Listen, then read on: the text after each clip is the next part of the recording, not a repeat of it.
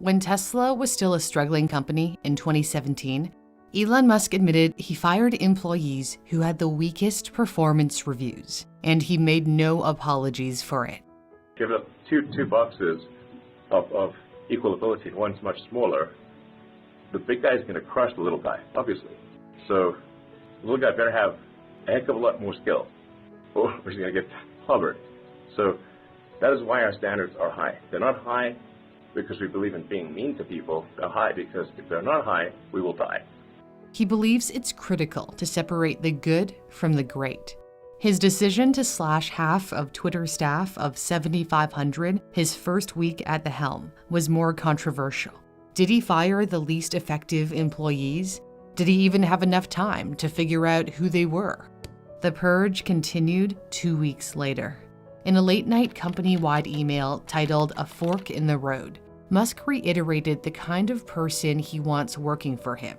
They're the ones who work extremely hardcore. This will mean working long hours at high intensity. Only exceptional performance will constitute a passing grade. Anyone who didn't commit by clicking the enclosed link was forced to leave the company. Hundreds are believed to have headed out the door, flooding Twitter with salute emojis. But Musk assured that the best people are staying, so I'm not super worried. These are some of the best people, according to the boss. So what kind of a person makes the cut under Elon Musk?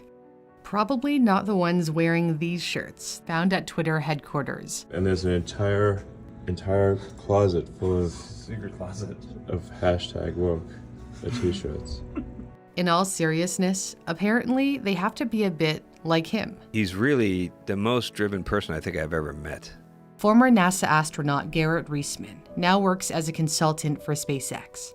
Musk has famously slept at Tesla's factories during the most challenging times, like in 2018, when Tesla struggled with production of the Model 3.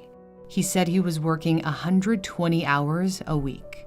Although he said the expectations of his staff are, quote, much less than I demand of myself, his team suffered along with him.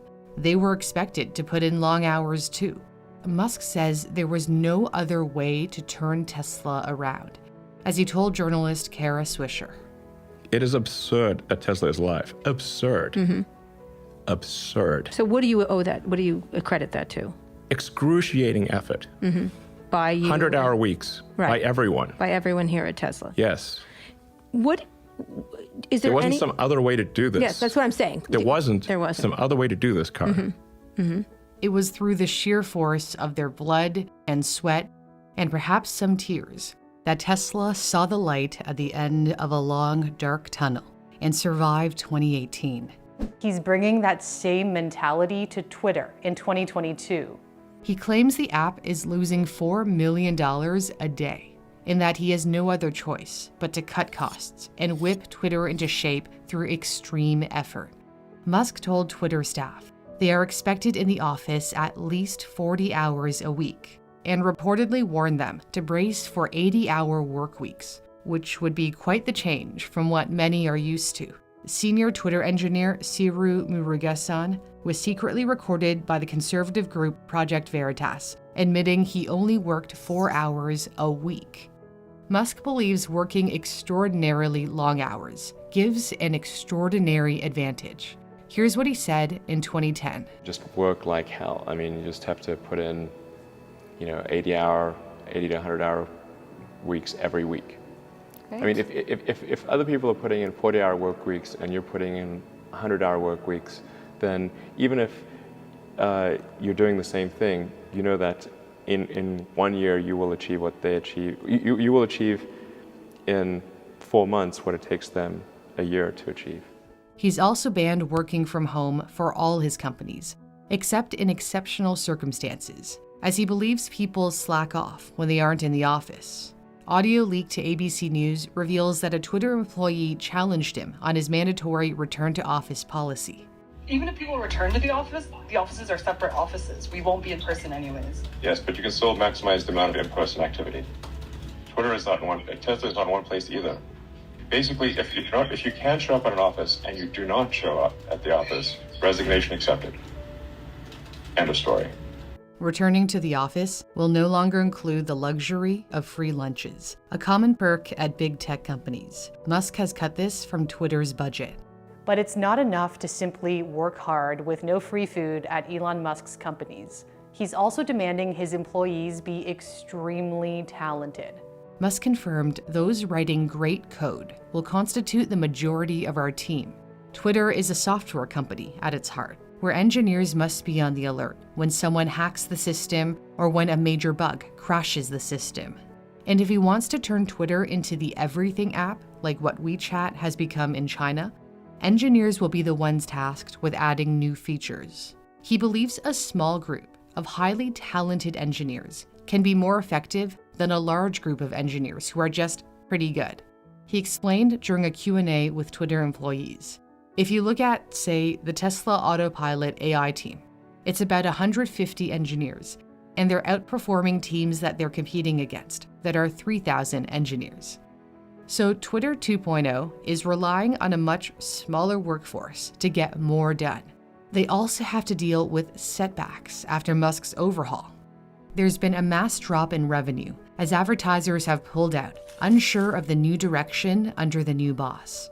Musk tried implementing an $8 a month subscription plan for people to be verified, but had to put it on hold after some users started impersonating brands.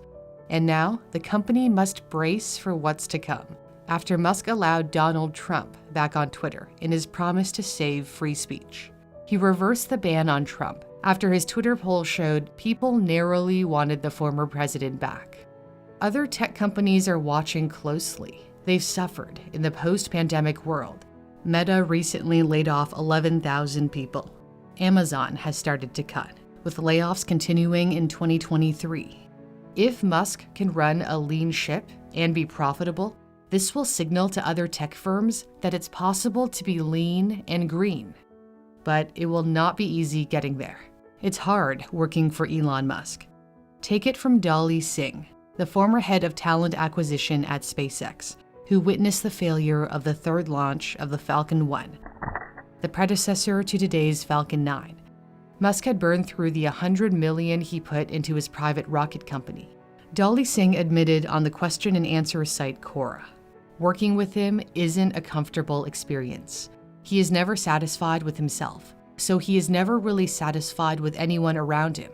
He pushes himself harder and harder, and he pushes others around him the exact same way. The challenge is that he is a machine, and the rest of us aren't. So if you work for Elon, you have to accept the discomfort.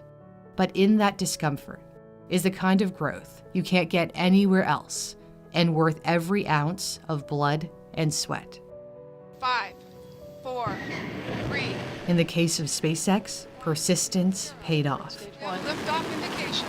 An investment from a venture capital firm made it possible for SpaceX to attempt a fourth flight, which was ultimately successful. Stage separation confirmed. SpaceX's achievements are still being written, but the road to get to today has not been easy for employees. Neither will the road be easy for employees at his latest company.